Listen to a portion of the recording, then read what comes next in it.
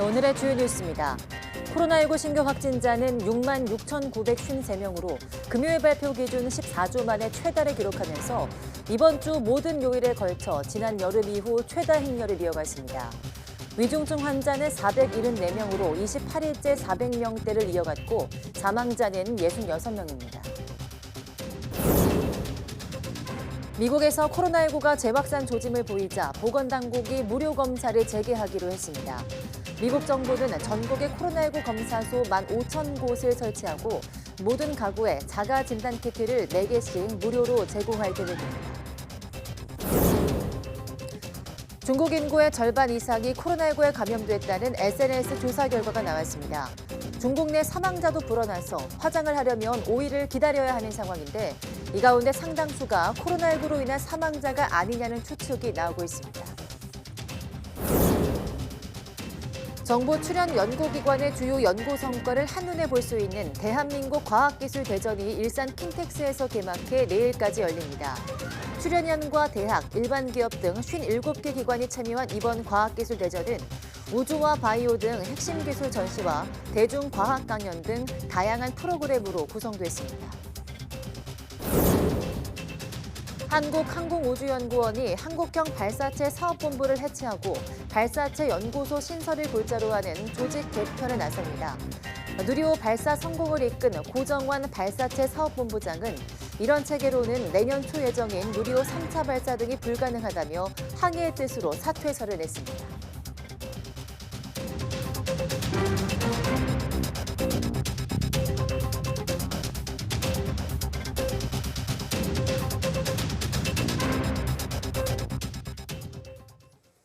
네, 여러분 안녕하십니까? 12월 16일 사이언스 투데이 시작합니다. 오늘 0시 기준 코로나19 신규 환자는 6만 6,953명으로 집계됐습니다. 일주일 전보다 4천여 명 늘었고 2주 전보다 13,000여 명 증가했습니다. 금요일 발표 기준으로는 지난 9월 9일 이후 14주 만에 최다 기록입니다. 신규 환자 가운데 국내 발생은 6만 6,871명, 해외 유입은 82명입니다. 위중증 환자는 474명으로 28일째 400명대를 나타냈습니다. 사망자는 66명으로 누적 사망자는 3만 1,298명입니다. 중국 인구의 과반이 코로나19에 걸렸다는 SNS 조사 결과가 나왔습니다. 가파른 감염 확산세와 함께 화장터에는 장내 차량들의 장사진이 펼쳐졌습니다. 베이징 강정규 특파원이 보도합니다. 베이징 외곽 화장터에 검은색 장례 차량들이 줄을 섰습니다. 你存都存不了，你更何况去火化了。你瞅瞅这车，这昨天开始排的，不是说今天。 장례식장 측은 모든 소각로를 24시간 가동하고 있지만 화장을 하려면 적어도 닷새는 기다려야 한다고 밝혔습니다. 타이완 중앙통신사는 베이징에 있는 소각로 90개를 총동원하면 하루 4,000구의 시신을 화장할 수 있다고 썼습니다. 베이징대와 칭화대 인터넷 게시판에도 퇴직 교수들의 부고가 각각 10건 넘게 올라왔습니다. 한 교직원은 숨진 분들이 코로나19에 걸렸는지 확인할 수는 없지만 최근 감염 확산세와 연결짓는 사람들이 많다고 전했습니다. 그러나 중국 정부가 공식 발표한 코로나19 사망자는 여전히 0명입니다. 这个病因导致了疾病呢，它的毒害性呢在减弱，易毒性也就是传染性在增强。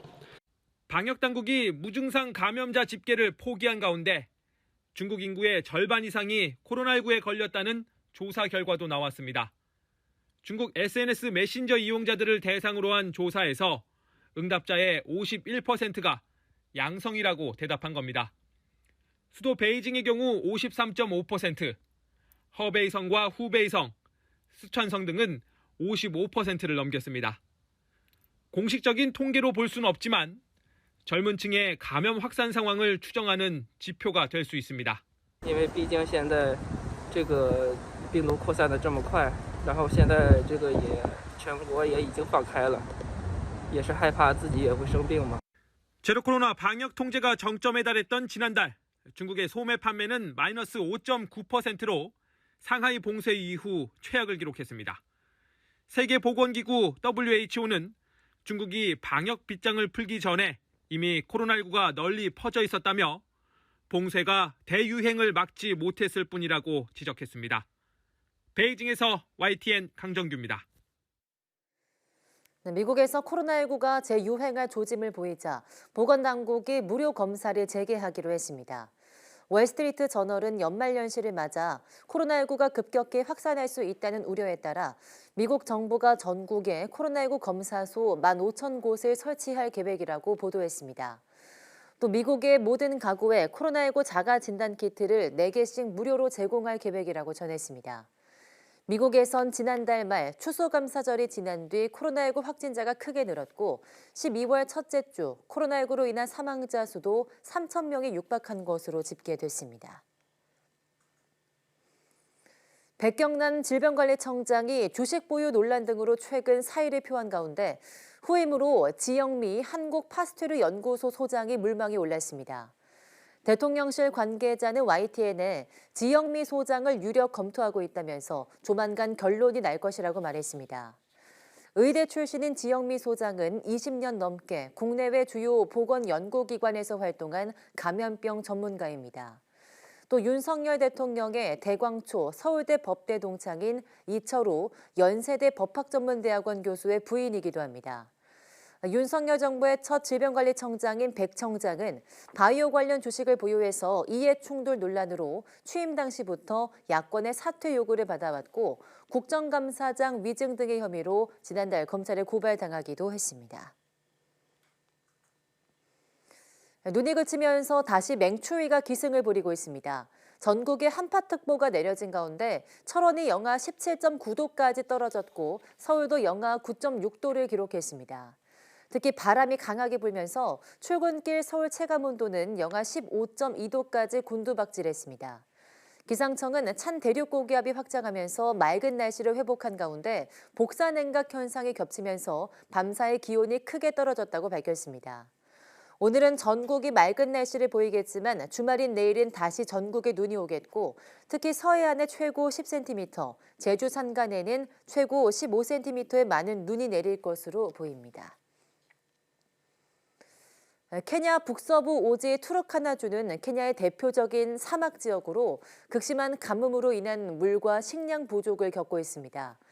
이곳에 우리 정부가 급수시설을 지원해주고 있는데요. 10만 명이 넘는 주민들의 삶도 바뀌고 있다는 평가를 받고 있습니다. 그 현장을 조수연 기자가 다녀왔습니다. 아프리카 케냐 투르카나주 로통와 마을. 4년 전부터 극심한 가뭄이 계속되면서 만성적인 물 부족을 겪고 있습니다. 마을 주민들은 물구덩이가 있는 곳까지 매일 왕복 40km를 걸어 다녀야 할 정도입니다.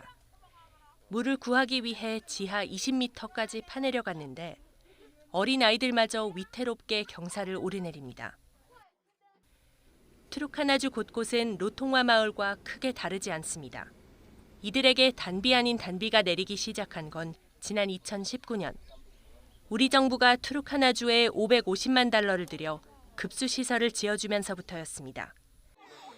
Tulikuwa tukichota maji kwa mfereji wa Lachara kilomita 13. Tukawashia vyombo na tukalima shamba. 지금까지 물 부족에 시달리는 투르카나주에 들어선 급수시설은 76개. 태양광을 이용해 지하수를 끌어올리고 파이프라인을 통해 초등학교 등 먼 곳까지 물 공급이 가능해졌습니다. And also the animals can now get water, and the community now are settled down. They are not migrating as they used to.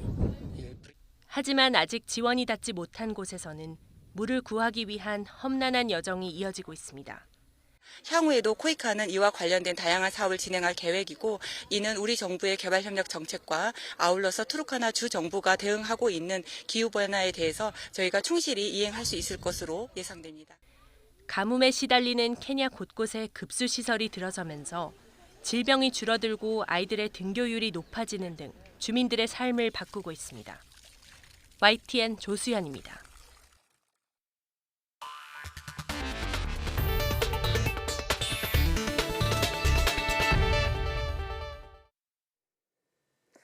정부 출연 연구원들이 1년 동안 땀 흘린 과학기술의 성과를 공개하고 체험도 할 수 있는 대한민국 과학축제가 일산 킨텍스에서 열렸습니다.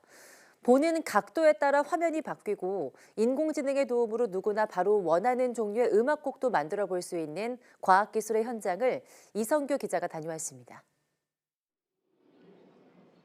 대형 TV 화면입니다. 시청자가 TV 앞으로 걸어가자 마치 주민이 된 것처럼 영상이 보입니다. 뒤로 물러서면 줌아웃처럼 보이고 옆으로 이동하면 측면에서 보는 것처럼 화면이 바뀝니다.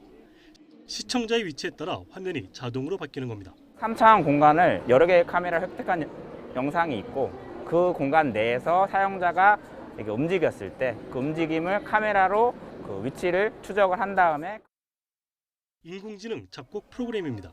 먼저 선호하는 장르를 선택하고 음악 코드를 정합니다. 그러자 5초 이내에 인공지능이 곡을 생성하고 특수 피아노가 자동으로 연주합니다. 음악을 작곡하는 방법을 학습시켜서 기존의 음악을 학습시켜서 그 음악과 유사한 음악을 만들어내는 딥러닝 기반의 AI 작곡이 아니라 맨 처음부터 화성학 기반의 음악을 작곡하는 방식으로 AI가 스스로 작곡하게 만드는. VR 장비를 착용하자 실제 핵발전소 비상 상황이 펼쳐집니다. VR을 통해 유사시 방제 훈련을 체험할 수 있습니다.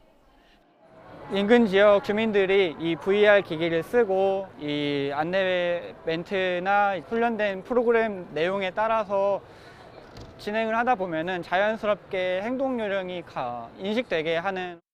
행사장에는 한국 최초의 독자 개발 발사체 누리호 실물 엔진과 달 탐사선 다누리의 위성 촬영 영상도 만나볼 수 있습니다. 25개 정부 출연 연구기관이 1년 동안 땀 흘려 개발한 연구 성과를 한자리에 모은 2022 대한민국 과학기술대전이 4월 일정으로 열렸습니다. 출연단뿐만 아니라 대학과 일반 기업 등 57개 기관이 참여해 우주와 바이오 등 우수 연구 성과 전시와 대중과학 강연 등 다양한 프로그램으로 구성됐습니다. 과학기술의 현재와 미래를 한 번에 조망할 수 있는 대한민국 과학기술대전은 오는 17일까지 일산 킨텍스에서 열립니다. YTN 사이언스 이성규입니다. 한국항공우주연구원이 발사체 연구 분야 조직 개편에 나선 가운데 누리호 발사 성공을 이끈 고정환 본부장이 이에 항의해 사퇴서를 제출했습니다. 항 의원은 지난 12일 발사체 연구소를 신설하고 그 아래에 누리호 고도화 사업단과 차세대 발사체 사업단, 소형 발사체 연구부 등을 두는 조직 개편안을 내놓았습니다.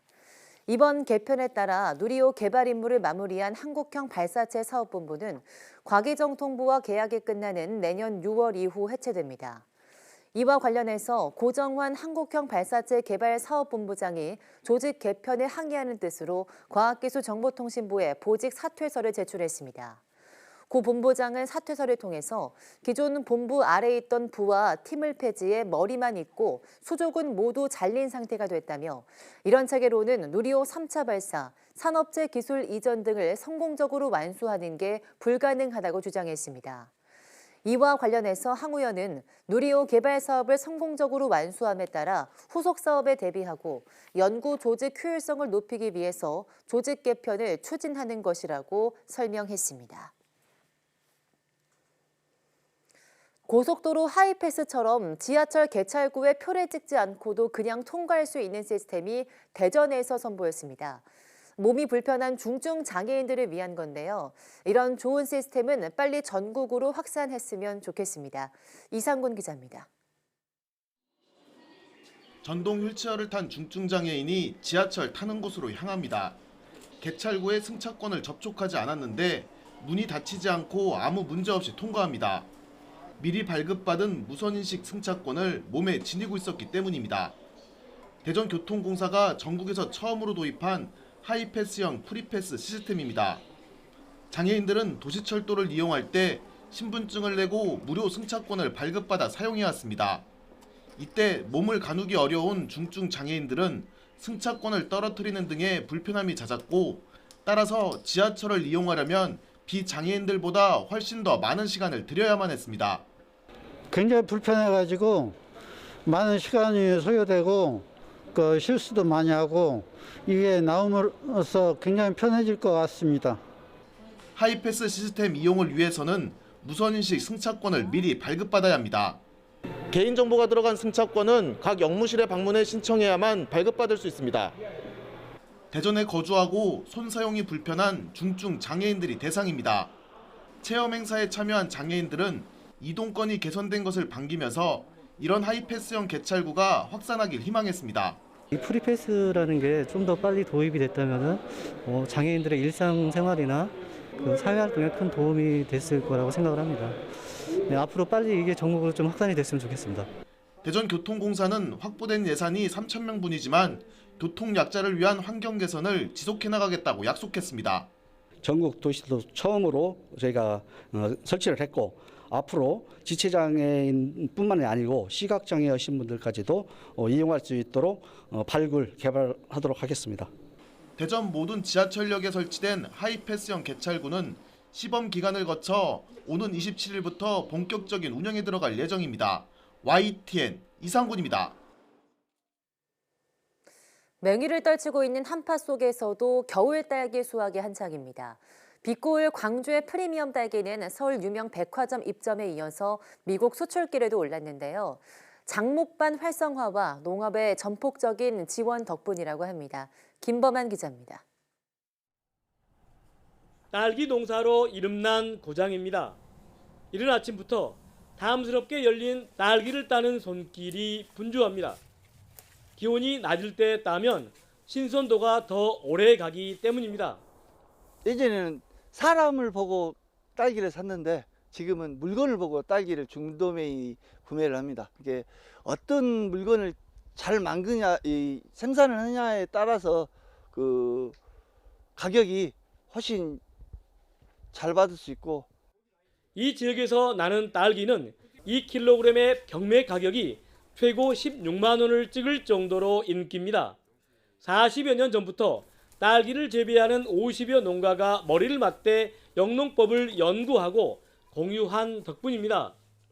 전국적으로 우리 딸기들이 이제 소문이 나가지고 이제 어떻게 보면 으뜸 이제 농산물로 지정돼서 서울에서는 굉장히 선호도가 높습니다. 농협에서는 친환경 농자재와 포장 상자 등을 지원하고 영농 교육과 선진지 견학에도 힘을 보태고 있습니다. 무엇보다 유통에 힘써 서울 유명 백화점에 들어간 데 이어 미국 뉴욕에도 진출하게 됐습니다. 농업인들은 안심하고 마음 놓고 농사를 지을 수 있도록 그동안 최선을 다해 왔으며 앞으로도 스마트팜을 접목한 지속적인 연구와 지원으로 우수한 품질의 지산 딸기가 생산이 될 수 있도록 최선을 다하고자 합니다. 북광주 농협은 높은 가격에 모두 밖으로 나가면서 정작 현지에서는 맛보기 힘든 지산 딸기를 내년에 준공되는 로컬푸드 판매장에 선보일 예정입니다. YTN 김범환입니다. 미국 중앙은행 연방준비제도를 비롯한 주요국 중앙은행의 강력한 긴축 후폭풍에 세계 증시가 모두 큰 폭으로 하락했습니다. 뉴욕 증시는 엎친 데 덮친 격으로 소비 지표까지 나빠진 것으로 나오면서 나스닥이 3% 넘게 빠지는 등 급락했습니다. 이종수 기자입니다. 뉴욕 증시가 급락했습니다. 다우지수와 스탠더드앤푸어스 500 지수는 2% 넘게 빠졌고 나스닥 지수는 3.2% 넘게 떨어졌습니다. 연준이 내년 기준금리를 최고 5.25%까지 잡아 물가 안정의 신호가 나올 때까지 금리를 계속 올리겠다고 한 게 투자자들의 경기 침체 불안감을 계속 키웠습니다. So I think that's what's causing investors to say time to get defensive once again because a recession is likely around the corner. 미국 경제의 70%를 차지하는 소비의 지표가 예상보다 더 나쁜 것도 투자 심리를 악화시켰습니다. 미국 최대 쇼핑 시즌 블랙 프라이데이가 있었는데도 지난달 소매 판매가 예상보다 저조해 10월에 비해 0.6%가 줄어 지난해 12월 이후 최대폭 감소를 기록했습니다. 연준의 공격적 금리 인상 여파로 소비자들이 지갑을 닫고 있는 겁니다. I think in general it seemed to indicate that now retail sales are showing that the economy is slowing down. 경기 침체 우려가 짙어지면서 안전자산인 미국채와 달러화에 대한 수요가 늘어 10년물 미국채 금리는 3.5%대에서 3.4% 중반으로 내려갔습니다. 연달아 금리 인상에 나선 유럽 주요국의 증시도 모두 큰 폭으로 하락 마감했습니다. YTN 이종수입니다. 유럽 중앙은행과 영국 중앙은행이 기준금리를 0.5%포인트 인상하면서 금리 인상 속도를 완화했습니다. 미국에 이어서 금리 인상 속도 조절에는 나섰지만 강력한 금리 인상 기조는 지속할 것으로 보입니다. 보도에 이상순 기자입니다. 유럽 중앙은행 ECB가 현지 시간 15일 기준금리를 2.0%에서 2.5%로 0.5%포인트 올렸습니다. 지난 9월과 10월에 0.75%포인트 인상, 자이언트 스텝에서 빅 스텝으로 인상 속도를 완화한 것입니다. 같은 날 영국과 스위스 중앙은행도 0.5%포인트 금리를 올려 예상보다 인상폭을 낮췄고 노르웨이는 0.25%포인트 인하를 결정했습니다. 물가 상승세 둔화로 주요국 중앙은행들이 미국 연방준비제도에 이어 금리 인상 속도 조절에 나선 것으로 보입니다. ECB는 그러나 강력한 금리 인상 기조는 계속 이어간다고 강조했습니다. We judge that interest rates will still have to rise significantly at a steady pace to reach levels that are sufficiently restrictive to ensure a timely return of inflation to our 2% medium-term target. 실제로 유로존의 11월 소비자 물가 상승률은 전달보다 다소 둔화했지만 1년 전에 비하면 10%나 뛰었습니다. ECB는 또 내년 3월부터 자산 매입 프로그램 APP의 만기 채권 원금에 대한 재투자를 축소하는 방식으로 자산 축소에 나선다고 밝혔습니다. The decline will amount to 15 billion euros per month on average until the end of the second quarter of 23, and its subsequent pace will be determined over time. 지난 수년간 양적 완화를 위해 ECB가 사들인 자산 규모는 8조 5천억 유로, 우리 돈으로 1경 1,884조 원입니다. 또 APP와 시중은행들의 자금을 3년간 초저금리로 빌려주는 목표물 장기 대출 프로그램으로 사들인 채권 규모도 5조 유로, 6,990조 원에 이릅니다. YTN 이상순입니다. 국제통화기금 IMF가 코로나19 팬데믹 기간 비정상적으로 집값이 오른 대표적인 나라로 한국을 꼽으면서 향후 집값이 크게 떨어질 수 있다고 경고했습니다. 코로나 이전보다 10%포인트 하락을 예측했는데 금리 인상 효과를 감안하면 더 떨어질 수도 있습니다. 워싱턴 권준기 특파원이 보도합니다.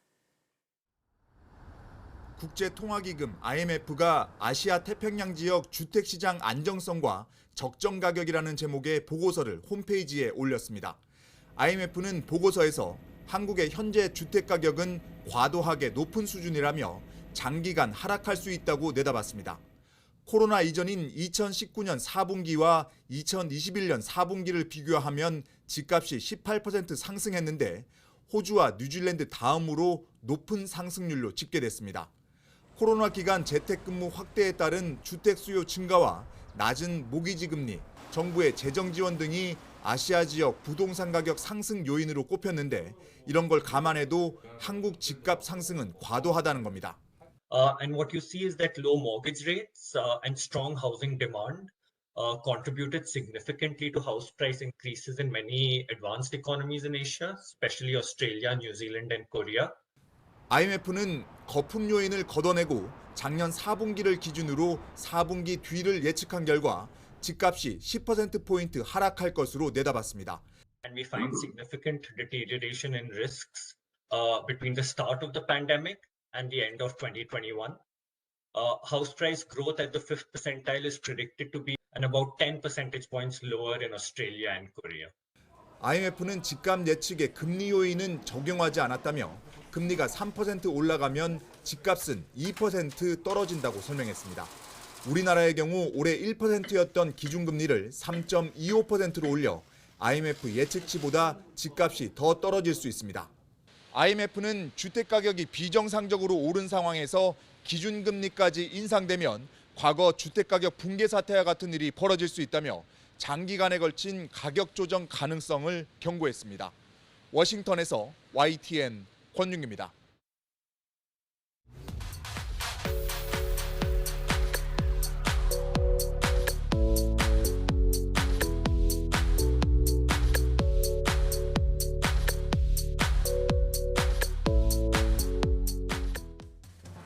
네, 내일 새벽 4개월 보름간 지구와 달의 전위 궤적을 따라 항해하고 있는 다누리가 달 궤도 진입을 위한 기동을 시작합니다.